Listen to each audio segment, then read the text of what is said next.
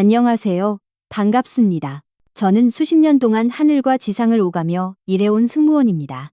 인천에서 출발하는 새벽 비행기부터 미국과 유럽을 잇는 장거리 노선까지 정말 수많은 승객분들을 모시고 다녔습니다. 오늘은 그 긴 시간 동안 제가 눈으로 보고 온 공항 현장의 변화, 그리고 2026년을 앞두고 꼭 말씀드리고 싶은 짐싸기 이야기들을 한 번에 정리해서 들려드리려고 합니다. 특히 우리 구독자님들, 시니어 선생님들께 꼭 드리고 싶은 이야기입니다. 나 비행기 여러 번 타봤는데 가방 대충 들고 가면 되지 하고 예전 기억만 믿으시면 2026년 이후에는 정말 크게 당황하실 수 있습니다. 제가 기내에서 또 탑승구 앞에서 직접 목격한 장면들 떠올리면서 천천히 말씀드려 볼게요. 먼저 한 장면을 같이 상상해 보겠습니다. 때는 2026년 인천공항 국제선 탑승구 앞입니다. 어느 선생님 한 분이 미국행 비행기를 기다리고 계십니다. 보안 검색 때도 무사히 통과했고 면세점에서 손주들 줄 과자도 한 봉지 사오셨습니다. 손에는 따뜻한 커피를 들고 계시죠. 이제 비행기만 타면 되겠구나. 한숨 자고 일어나면 손주 얼굴 보겠지 하고 여유를 즐기고 계신 바로 그때 제가 동료들과 함께 탑승 준비를 하다가 이런 장면을 자주 보게 됩니다. 항공사 지상직 직원이 바퀴 달린 철제 가방 측정틀을 드르륵 끌고 나옵니다. 그리고 선생님 가방을 가리키며 이렇게 말하죠. 손님, 죄송하지만 가방 크기 확인 한 번만 부탁드릴게요. 그 말이 들리는 순간 분위기가 바뀝니다. 그동안 멀쩡하게 끌고 다니던 가방이 차갑고 넓은 공항 바닥 위에 덩그러니 놓이고 뒤에는 비행기 타려고 줄 선 승객들이 조용히 그 모습을 지켜봅니다. 직원이 측정틀을 가리키며 말합니다. 여기 안에 한번 넣어 보실게요. 힘을 조금 주어 밀어 넣는데 바퀴가 걸리고 손잡이가 걸려서 가방이 끝까지 쏙 들어가지 않습니다. 그때 직원이 굳은 표정으로 말합니다. 손님, 규격을 초과하셔서 기내 반입이 어렵습니다. 이 가방은 화물칸으로 붙이셔야 할 것 같아요. 이후에 무슨 일이 벌어질지는 제가 너무 많이 봐왔습니다. 가방을 급하게 열고 옷을 꺼내 비닐봉지에 쑤셔 넣고 노트북과 약, 귀중품을 허겁지겁 작은 가방으로 옮기느라 손은 덜덜 떨리고 이마에는 땀이 송골송골 맺힙니다. 뒤에서 줄 선 사람들의 시선이 느껴지면 얼굴이 금세 붉어집니다. 이 장면 절대로 특별한 사람에게만 일어나는 일이 아닙니다. 2026년 이후에는 정말 자주 보게 될 아주 평범한 풍경이 될 수 있습니다. 왜 이렇게까지 되었을까요? 예전에는 비행기 좌석에 빈자리가 많았습니다. 승객이 조금 적으면 머리 위 선반도 널널했고 어지간히 큰 가방도 승무원이 함께 힘줘서 쑤셔 넣으면 어떻게든 들어갔습니다. 하지만 지금은 다릅니다. 앞으로는 더 심해질 겁니다. 비행기 타는 사람은 콩나물 시루처럼 꽉꽉 채워지는데 기내 머리 위 선반의 크기는 그대로입니다. 좌석은 더 많이 팔지만 선반을 옆으로 늘릴 수는 없으니까요. 그래서 항공사 입장에서는 선택지가 하나뿐입니다. 사람을 줄일 수는 없으니 짐부터 엄격하게 잡기 시작하는 겁니다. 그 결과가 바로 요즘 인천공항에서 점점 자주 보이는 철제 가방 측정틀입니다. 대한항공이든 아시아나든 저가항공사든 이제는 규정을 훨씬 더 깐깐하게 적용합니다. 예전에는 그냥 넘어갔는데요 라는 말은 더 이상 통하지 않습니다. 특히 2026년을 기점으로 이런 흐름은 더 강해집니다. 제가 승무원 교육을 받을 때도 속에서 이런 지시를 자주 듣습니다.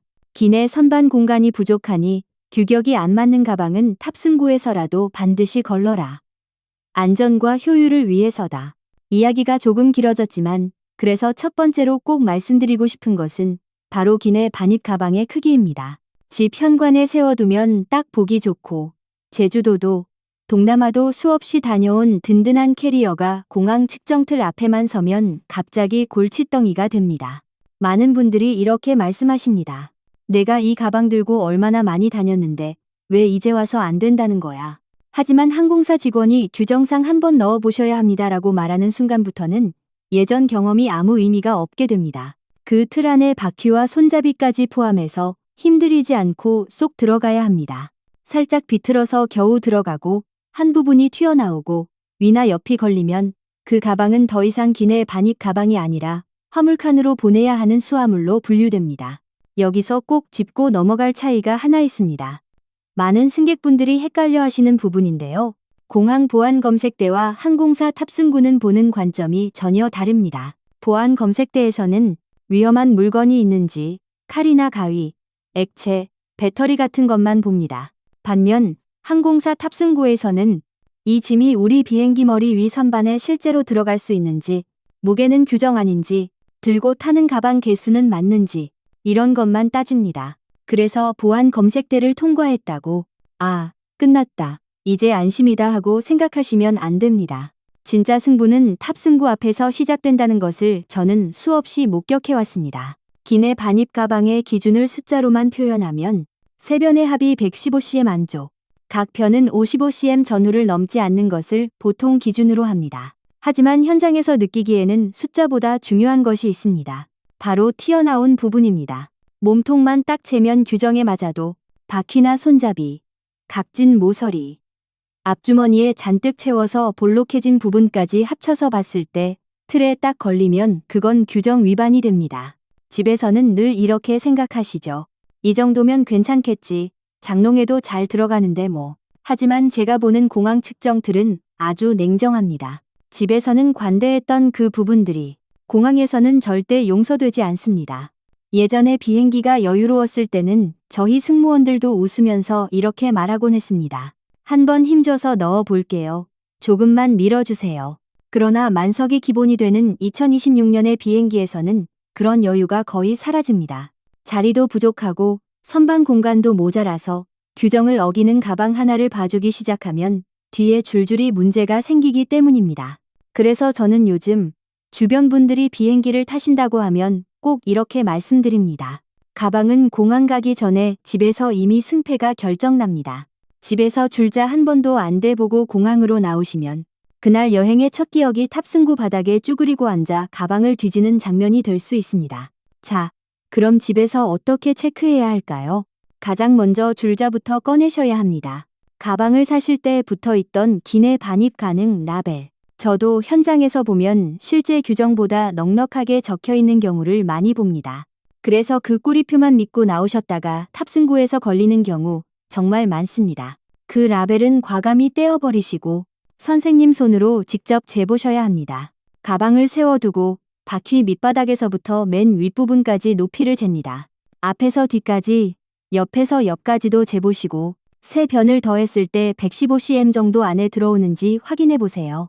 이때 가장 중요한 포인트는 가방 몸통만 재면 안 되고 꼭 바퀴와 손잡이를 포함해서 재야 한다는 점입니다. 줄자로 재봤을 때 숫자가 규정에 바짝 붙어 있으면 저는 그 가방을 추천하지 않습니다. 왜냐하면 실제 공항의 측정틀은 사람 손으로 밀어보면 더 타이트하게 느껴지고 짐을 채워 넣었을 때 약간이라도 부풀어 오르면 한 번에 걸려 버리기 때문입니다. 줄자 수치상으로도 여유가 느껴지는 가방, 세 변의 합의 규정보다 조금은 여유 있게 나오는 가방이 공항에서는 훨씬 마음을 편하게 해줍니다. 그리고 제가 집에서 꼭 해보라고 권해드리는 테스트가 하나 더 있습니다. 저는 이걸 문틈 테스트라고 부릅니다. 방문을 얇게 대략 20cm 정도만 열어둡니다. 그리고 짐을 다 싼 가방을 그 문틈 사이로 밀어 넣어보세요. 가볍게 밀었을 때 부드럽게 쑥 들어가면 공항의 철제틀에서도 대체로 잘 들어갑니다. 하지만 어깨로 꽉 밀어야 겨우 들어간다. 몸으로 힘을 주어서 비틀어야 통과한다. 이런 가방이라면 저는 현장에서 거의 100% 걸리는 모습을 봐왔습니다. 집에서 매우 부드럽게 들어가는 가방만이 공항에서도 비행기 머리 위 선반에서도 부드럽게 들어갑니다. 승무원이나 지상직 직원은 선생님께서 집에서 그 가방을 닫을 때 얼마나 고생하셨는지 알지 못합니다. 우리는 그저 규정에 맞는지 안 맞는지만 봅니다. 그래서 기내 반입 가방의 크기 문제는 집 현관을 나서기 전에 반드시 끝을 내고 나오셔야 합니다.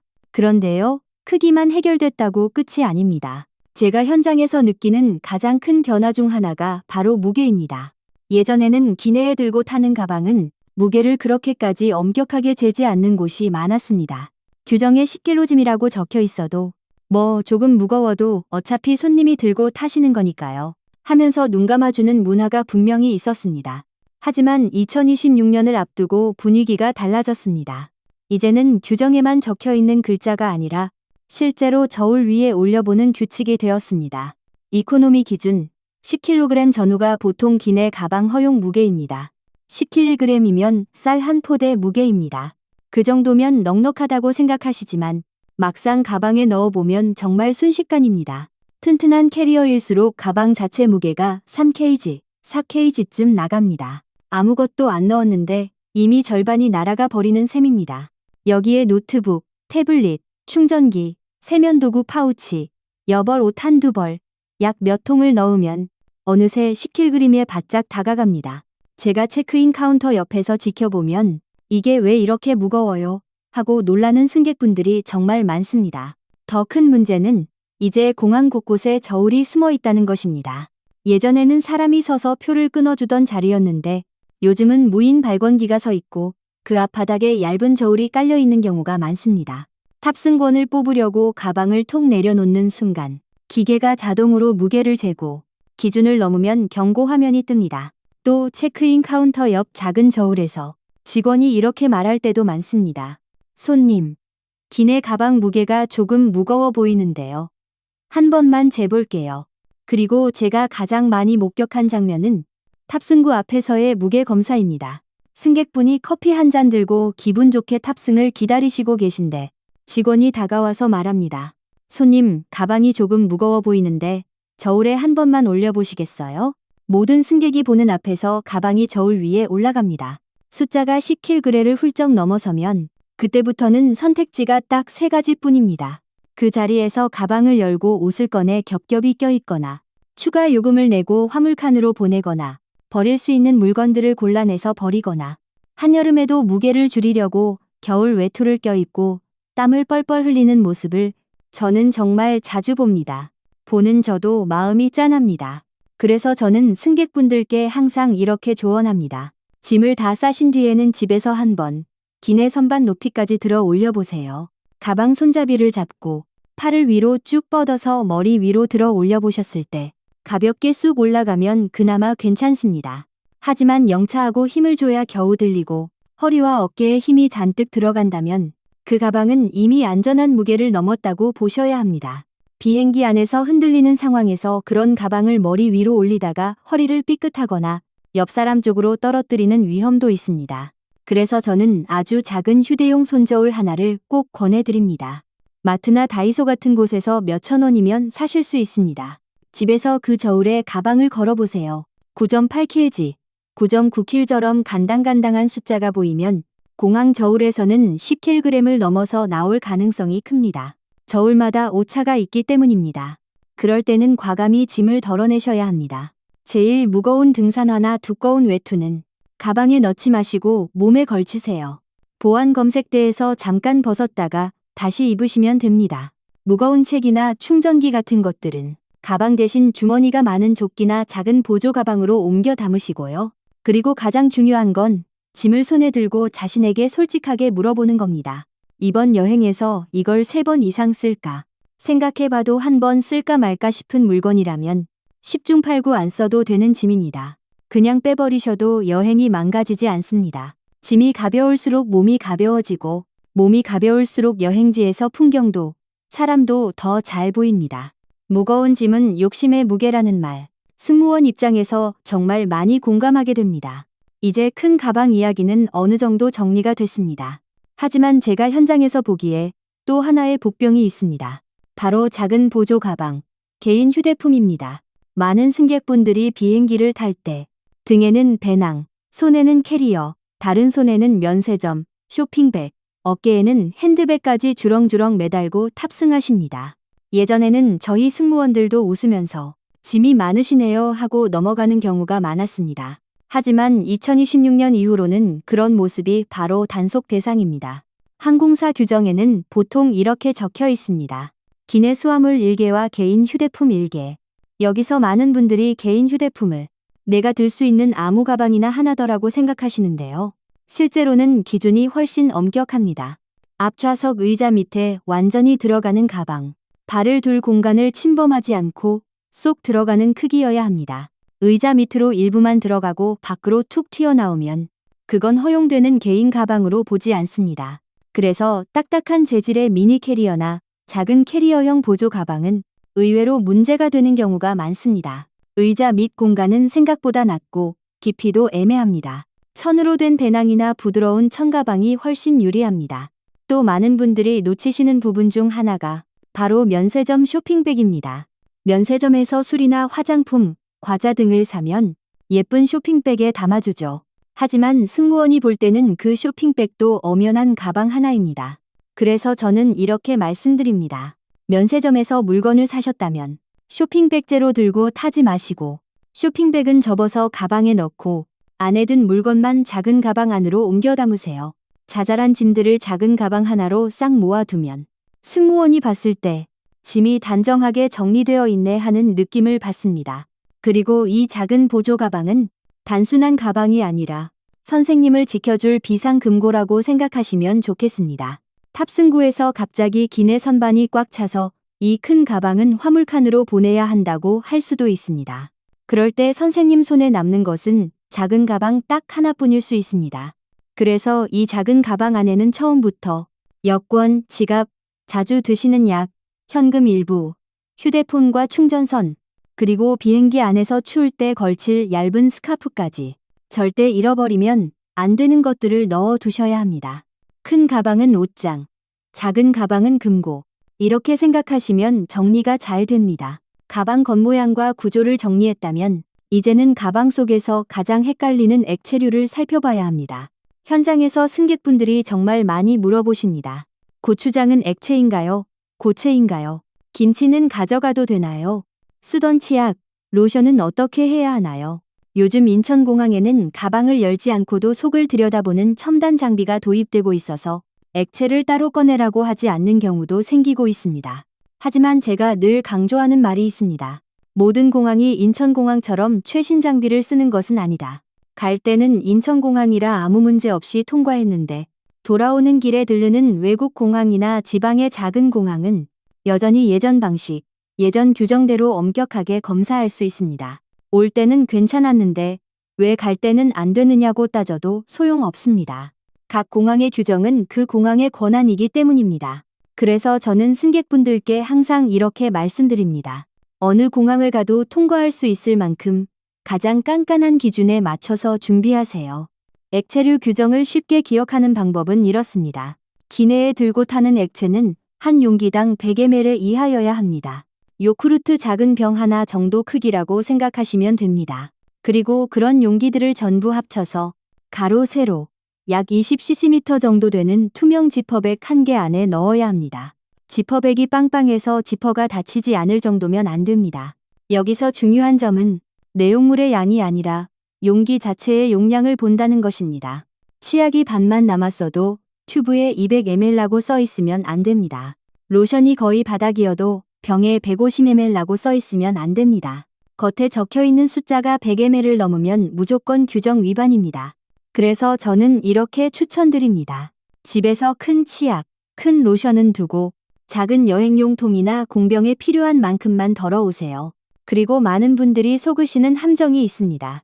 바로 액체처럼 보이지 않는 액체, 고추장, 된장, 쌈장, 젓갈, 김치 같은 음식들입니다. 보기에는 덩어리가 있고 고체처럼 느껴지지만 항공 규정상 이들은 대개 젤, 페이스트, 액체류로 분류됩니다.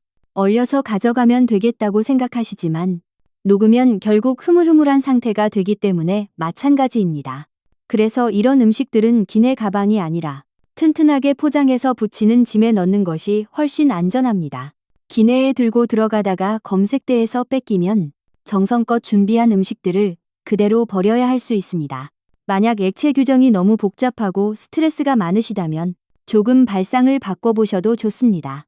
액체 샴푸 대신 샴푸바, 액체 클렌징 대신 고체 세안 비누, 액체 치약 대신 고체 치약 정제처럼 액체를 아예 고체 제품으로 바꾸는 것입니다. 이런 제품들은 액체가 아니기 때문에 100ml 규정을 신경 쓰실 필요가 없고 투명 지퍼백에 따로 넣을 필요도 없습니다. 여행용으로 한번 써보시면 짐도 줄고 규정을 걱정하는 마음도 줄고 생각보다 꽤 편하다는 걸 느끼실 수 있을 겁니다. 이제 액체보다 더 위험하게 다루는 물건, 바로 배터리 이야기를 해야겠죠. 요즘 여행 가방은 배터리의 집합소라고 해도 과언이 아닙니다. 휴대폰 보조 배터리, 카메라 여분 배터리, 충전식 손선풍기, 전자담배, 무선 헤어 고데기, 전동 면도기, 그리고 요즘 유행하는 스마트 캐리어까지. 리튬 배터리는 큰 충격을 받거나 눌리거나 온도가 높아지면 화재가 날 위험이 있습니다. 그래서 전 세계 항공사들이 가장 예민하게 보는 것이 바로 배터리입니다. 특히 부치는 짐 안에 들어간 배터리는 화재가 나도 즉시 끌 수 없기 때문에 거의 모든 항공사가 매우 엄격히 금지합니다. 그래서 이 원칙 하나는 꼭 기억하셨으면 합니다. 배터리가 들어있는 물건은 죽으나 사나 내가 들고 타는 가방 안에 있어야 합니다. 휴대폰 보조 배터리, 카메라 배터리, 전자담배, 충전식 손선풍기, 무선 고데기 같은 것들은 절대 부치는 수화물 안에 넣지 마시고 꼭 기내 가방에 넣으세요. 스마트 캐리어도 마찬가지입니다. 가방 안에 배터리가 내장되어 있어서 가방 자체가 충전기도 되고 위치 추적도 되는 똑똑한 가방인데요. 공항에서는 이 가방이 아주 골칫덩이가 되기도 합니다. 체크인 카운터에서 직원이 반드시 확인합니다. 손님, 이 가방 배터리 분리되나요? 안 빠져요. 내장형이에요. 라고 하시면 일부 항공사는 이 가방 자체를 거부할 수 있습니다. 배터리가 완전히 분리되는 모델만 허용하는 경우가 많기 때문입니다. 그래서 스마트 캐리어를 쓰시는 분들은 집에서 반드시 배터리를 빼는 연습을 해보고 오셔야 합니다. 공항 카운터 앞에서 드라이버 찾고 나사 풀다가 줄선 사람들 눈치에 땀을 뻘뻘 흘리시는 승객분들을 저는 정말 많이 봤습니다. 무선 헤어 고데기도 요즘 공항의 새로운 골칫거리입니다. 배터리가 들어있고 열이 나는 기기라서 가방 안에서 혹시라도 스위치가 눌려 켜지면 큰 사고로 이어질 수 있기 때문입니다. 일부 항공사는 가스 충전식 고데기를 아예 금지하고 충전식 무선 고데기만 제한적으로 허용하기도 합니다. 고데기를 꼭 가져가셔야 한다면 가능하면 선이 달린 일반 고데기를 가져가시는 것이 가장 속 편합니다. 충전식 무선 고데기를 가져간다면 반드시 기내 가방에 넣으시고 전원 버튼이 절대 눌리지 않도록 테이프를 붙이거나 캡을 단단히 씌워 두셔야 합니다. 노트북과 태블릿은 배터리를 아낀다고 완전히 0%로 만들어서 가져오지 마시고 전원을 켰을 때 로고라도 뜰 수 있을 정도로는 남겨두세요. 가끔 보안 요원이 저희에게 이렇게 요청합니다. 저 승객 노트북 전원 한번 켜보라고 해주세요. 이때 전원이 아예 켜지지 않으면 쓸데없는 오해를 사서 짐을 더 뒤지는 경우도 생깁니다. 이제 마지막으로 제가 승무원으로서 몸으로 느끼는 진짜 전쟁터 하나를 더 말씀드리겠습니다. 바로 비행기 안, 머리 위, 선반 자리 싸움입니다. 2026년 이후 비행기는 좌석을 빽빽하게 채워서 운항하는 경우가 더 많아집니다. 표에는 분명히 내 좌석 번호가 적혀 있고 내 머리 위에도 선반이 있지만 막상 타보면 다른 사람 짐으로 이미 꽉 차 있는 경우가 정말 많습니다. 그때 저희 승무원이 다가가 이렇게 말해야 할 때가 있습니다. 손님, 기내 선반 공간이 부족해서 이 가방은 화물칸으로 보내드려야 할 것 같습니다. 그 말을 듣는 승객분 표정을 저는 너무 잘 압니다. 내가 그 고생을 해서 크기도 맞추고 무게도 줄이고 배터리와 액체도 다 맞춰왔는데 왜 이제 와서 화물칸이냐. 정말 억울하실 수밖에 없지요. 하지만 비행기는 출발 시간을 맞춰야 하고 다른 승객들도 줄을 서서 기다리고 있기 때문에 그 순간에는 저희도 어쩔 수 없이 양해를 구할 수밖에 없습니다. 그럼 이 싸움에서 내 가방을 지키는 현실적인 방법은 무엇일까요? 첫째, 조금 더 일찍 타는 것입니다. 탑승구 앞 의자에 앉아서 시간 조금 남았네, 사람 좀 빠지면 나중에 들어가야지 하고 느긋하게 계시면 거의 항상 선반 자리 싸움에서 밀리게 됩니다. 탑승 그룹을 나눠 부를 때 자기 차례가 오면 너무 뒤로 미루지 마시고 그때 바로 줄을 서세요. 조금이라도 먼저 들어가야 자기 좌석 머리 위 선반에 자기 가방을 넣을 확률이 높습니다. 둘째, 부부나 가족이 같이 여행할 때는 합동 작전을 쓰는 겁니다. 두 분이서 큰 기내용 가방을 하나씩 꽉꽉 채워서 들고 타면 두 개 다 선반에 넣기 어려울 수 있습니다. 이럴 때 저는 이렇게 권합니다. 기내용 큰 가방은 하나만 가져가고 그 가방에 두 분의 옷과 짐을 함께 넣어서 쓰시고 각자는 앞좌석 밑에 들어가는 작은 가방을 하나씩 들고 타는 방식입니다. 그러면 선반에서는 큰 가방 하나만 자리 차지하고 나머지는 의자 밑에서 해결되기 때문에 선반 자리 싸움에서도 훨씬 여유롭습니다. 저희 승무원도 그런 승객분들을 보면 속으로 박수를 칩니다. 짐 정리를 정말 현명하게 해 오셨네. 이제 정말 마무리를 해볼게요. 제가 수많은 비행편을 오가며 느낀 2026년 여행 준비의 핵심은 결국 세 가지입니다. 첫째, 가방의 크기와 무게는 공항이 아니라 집에서 끝내 놓으셔야 합니다. 줄자와 손저울로 미리 재보시고 여유 있는 가방만 데리고 나가세요. 둘째, 배터리와 액체는 규정이 점점 더 중요해지고 있습니다. 배터리가 들어있는 것은 무조건 기내 가방에, 액체는 100ml 이하 용기로 투명 지퍼백 1개에, 애매하다 싶으면 액체를 고체 제품으로 바꾸는 것도 좋은 방법입니다. 셋째, 공항에 갈 때는 예전의 감성보다 미리 준비한 사람이 웃는다는 마음가짐이 필요합니다. 규정이 까다로워진 만큼 준비를 잘한 사람과 그렇지 않은 사람의 여행 시작이 완전히 달라지기 때문입니다. 제가 오늘 말씀드린 이야기들이 선생님들께는 겁을 주는 이야기가 아니라 평생 한두 번 있을지 모르는 소중한 여행을 조금이라도 더 편하고 품격 있게 시작하기 위한 작은 도움, 그 정도로 다가가면 좋겠습니다. 하늘에서, 비행기 안에서 저는 늘 이런 마음으로 승객분들을 바라봅니다. 이분이 오늘 좋은 출발을 하셨으면 좋겠다. 오늘 제 이야기가 선생님들의 다음 여행 준비에 조금이라도 도움이 되기를 진심으로 바랍니다.